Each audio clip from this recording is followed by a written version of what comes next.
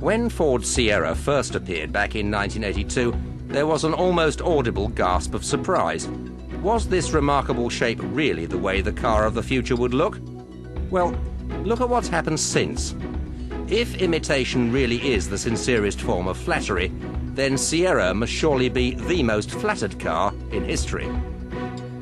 By 1989, with it seems every serious competitor looking more and more like a Sierra clone, Sierra itself had evolved. Four-wheel drive and anti-lock brakes had become available, gear-type front-end treatment, and numerous other styling changes enhanced the look of the car.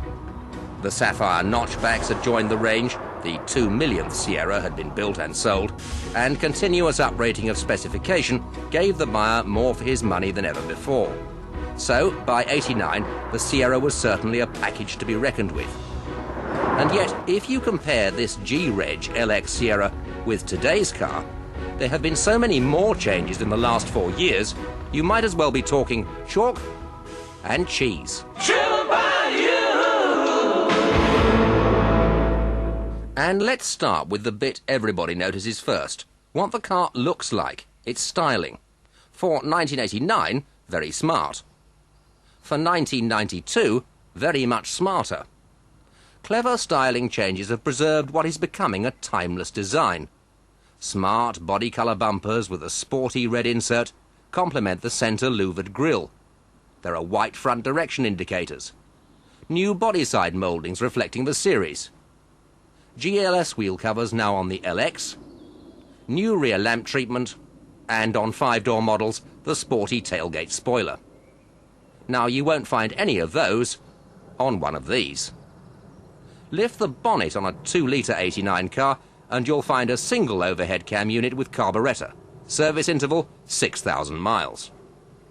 Do the same today to reveal the powerful double overhead cam Ford unit with fuel injection, EEC4 computer control, and like all LX petrol Sierras, the option of a catalyst.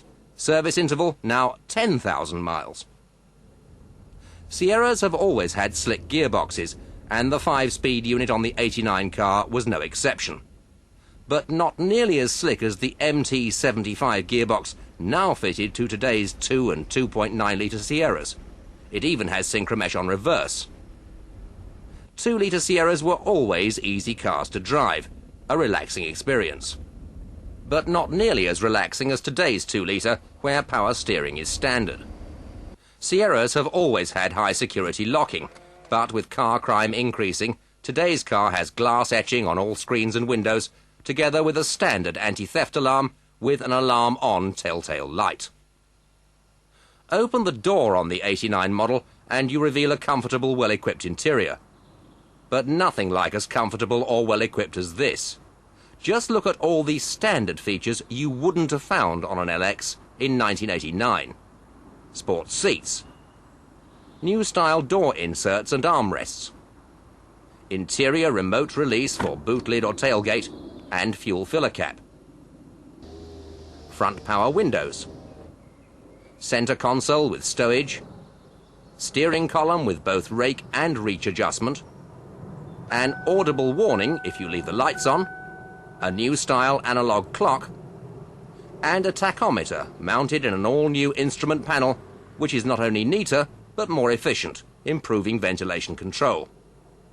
And of course the latest state-of-the-art 2006 stereo radio cassette, complete with RDS, keeping you perfectly in tune at all times and aware of traffic snarl-ups, complete with 4 speakers and key-coded for security.